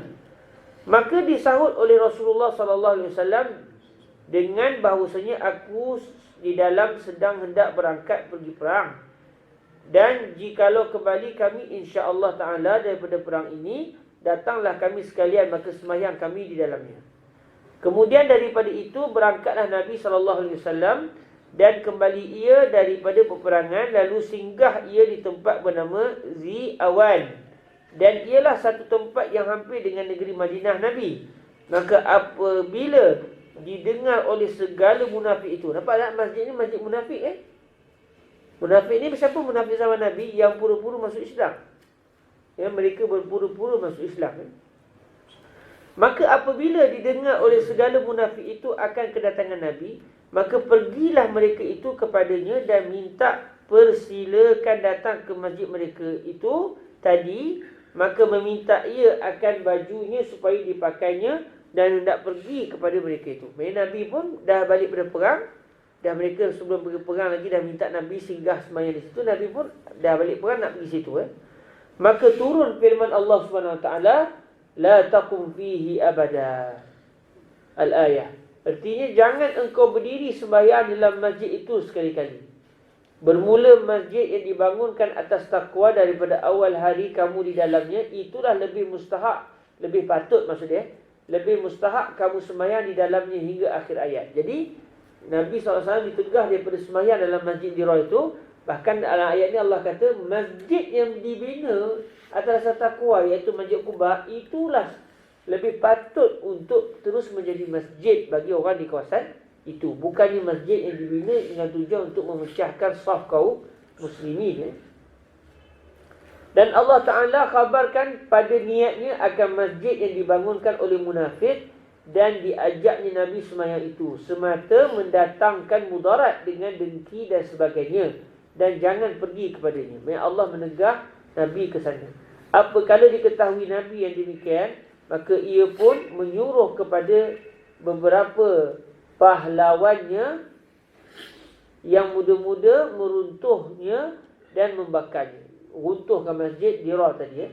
Maka pergilah mereka itu menjunjung sabda Rasulullah SAW dengan segera membakar dan meruntuhnya, dan disuruh oleh Rasulullah SAW jadikan tempat itu tempat buang sampah dan bangkai dan segala yang busuk.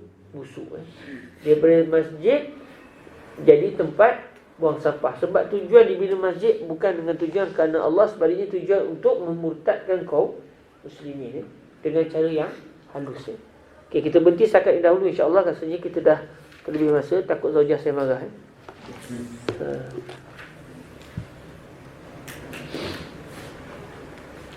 Kita masih lagi belum sampai kepada perbahasan tentang apakah maksud masjid tadi. Masjid la masjidun ussisa 'ala taqwa min awwali yawmin ahaqqu an taquma fihi. Apakah maksud masjid itu? Adakah dia Masjid Quba atau Masjid Nabi SAW? Tapi zahirnya dia adalah Masjid Quba. Masjid Quba. Dalam masa yang sama, masjid Nabi juga dibina di atas taqwa. Cuma ayat itu turun untuk menceritakan tentang Masjid Quba. Ala kulli hal, kita akan lihat pengajarannya dalam perbahasan yang akan datang, insya-Allah. Biiznillah azza wajalla. Kita bertemu bila pula Jumaat Cuma baru ni saya tak dapat hadir Kami pergi ziarah Syiah al-Jumaah, lepas tu memang target takut tak sempat Daripada Masjid Syiah al-Jumaah, lepas tu kami terus balik, memang tak sempat Bila tak sempat tu kawan-kawan ajak pergi makan. Dah tak sempat. Okey, di sini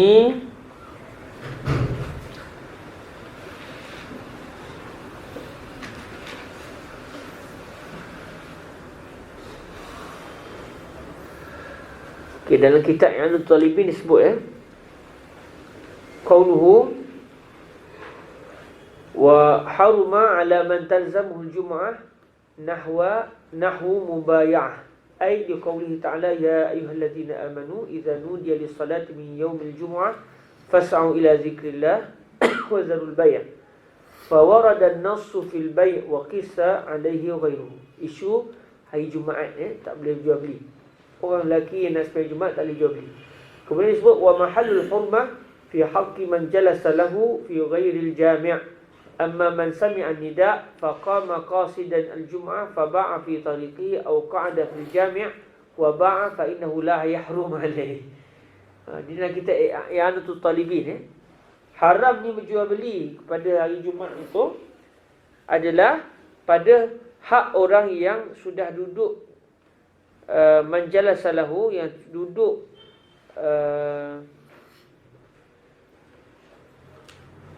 manjala salahu, manjala salil bay', siapa yang berjual beli, yang duduk jual beli, yang tempat jual beli itu bukan di masjid.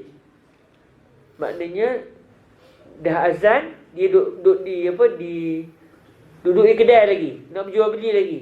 Ketika itu adalah haram. Adapun orang yang telah mendengar azan, amma man sami'a nida' faqama qasidan al-jumu'ah, dia dengar azan dah, dia pun berjalan menuju ke masjid, fa ba'a fi tariqi, kemudian sambil-sambil nak pergi tu singgah kejap beli barang dalam perjalanan nak pergi ke masjid, au qa'ada fil jami', ataupun dia dah duduk di masjid dah, wa ba', kemudian dia buat jual beli dalam masjid, fa innahu la yahrum alaih, maka ketika itu jual beli sewaktu azan tadi tidak haram. Lakinnal bay'a fil masjid makruh. Walau bagaimanapun berjual beli di dalam masjid adalah makruh. Wa mahalluha aidan in kana 'aliman bin nahi wala darurata ka bai'il mutar ma ya'kuluhu. Okey. Jadi kalau di sini disebut laju-laju ni sebagai mukadimah lah, sebelum kita nak cek betul-betul nanti, disebut ianya adalah makruh. Jual beli dalam masjid adalah makruh.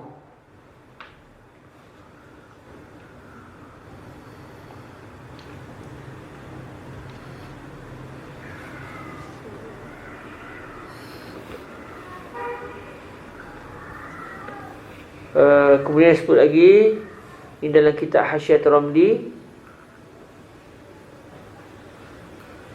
dia isunya pada isu perbahasan ini dibincangkan dalam kitab fiqh mazhab Syafi'i kita ketika isu sembahyang Jumaat. Okey.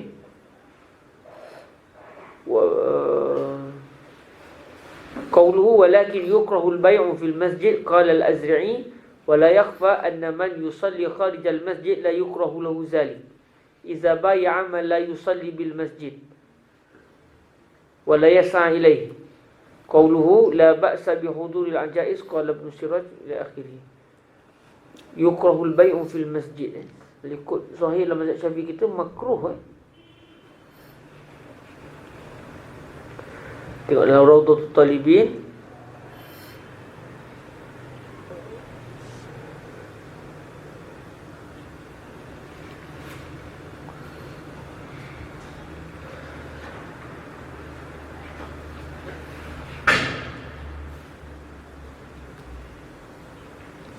Lakul hal takat macam laju-laju ni perbahasannya adalah makruh. Cuma kunci dia di mana perbahasan ni? Perbahasan ni kita jumpa dia di mana? Dalam isu sembahyang Jumaat. hukum apa ketika azan Jumaat tu macam mana. InsyaAllah saya akan baca lebih dalam lagi untuk kita tengoklah pandangan macam mana. Jadi yang saya pernah dengar seperti ni betul lah sebab pernah dengar hukumnya adalah makruh. Dalam kitab Al-Adabu Syar'iyyah, qala Abu Hanifah al-bay'u jaiz wa yukrah idharu sil fil masjid wa yukrah ihdaru sila' fil masjid waqt al-bay' wa yan'aqidu ma'a zalika wa jazmu Malik wa Syafi'i ma'al karahah. Pun begitu bukan kita nak galakkan orang jual beli dalam masjid Cuma kalau buat juga ustaz mengajar kan. Saya ada bawa barang boleh kelas ni boleh beli. Lepas tu pun jual beli. Jual beli pula dalam kawasan perkarangan masjid. Masih lagi dalam masjid. Walaupun dia di luar bangunan masjid tapi masih dalam apa namanya surul masjid. Maka dihukumnya adalah hukum masjid lagi. Lepas tu kalau ikut mazhab Syafi'i tu orang perempuan tak boleh masuk dalam pagar masjid. Sebab masuk saja dalam pagar masjid dia telah masuk dalam masjid walaupun belum masuk dalam bangunan masjid. Jadi itu adalah makruh. Jual beli itu adalah makruh. Kita kena elakkanlah. Ala kulli hal insya-Allah kita akan cek balik secara terperinci perbahasan ini. Dan saya menggalakkan semua yang hadir untuk berkongsi sama-sama. Rasanya minggu depan mungkin ramai. Saya dalam kitab ni saya jumpa orang ni kata saya ni kitab ni masing-masing bawa kita boleh baca sama-sama untuk kita kongsi maklumat insya-Allah. Okey, sekadar tu dahulu insya-Allah. Ada soalan sebelum kita tutup? Clear semua? Semua dah kena balik dah, Zaujah marah dah Okay. Tapi itulah apa burger tu dah habis ke tidak buah tu? Belum lagi bahaya Kalau itu kita tunggu sampai habis. Ustaz kalau ada hajat anda sanggup Okay. Allahumma salli afdala salatin ala as'adi makhluqatika sayyidina alihi wa sahbihi wa sallim adada ma'lumatika wa midada kalimatika kullama ذكرك الذاكرون وغفل عن ذكره الغافلون اللهم صل أفضل صلاة على أسعد مخلوقاتك سيدنا محمد وعلى آله وصحبه وسلم عدد معلوماتك ومداد كلماتك كلما ذكرك الذاكرون وغفل عن ذكره الغافلون اللهم صل أفضل صلاة على أسعد مخلوقاتك سيدنا محمد وعلى آله وصحبه وسلم عدد معلوماتك ومداد كلماتك كلما ذكرك الذاكرون وغفل عن ذكره الغافلون سبحانك اللهم وبحمدك أشهد أن لا إله إلا أنت أستغفرك وأتوب إليك بسم الله الرحمن الرحيم والعصر إن الإنسان لفي خسر إلا الذين آمنوا وعملوا الصالحات وتواصوا بالحق وتواصوا بالصبر السلام عليكم ورحمة الله وبركاته.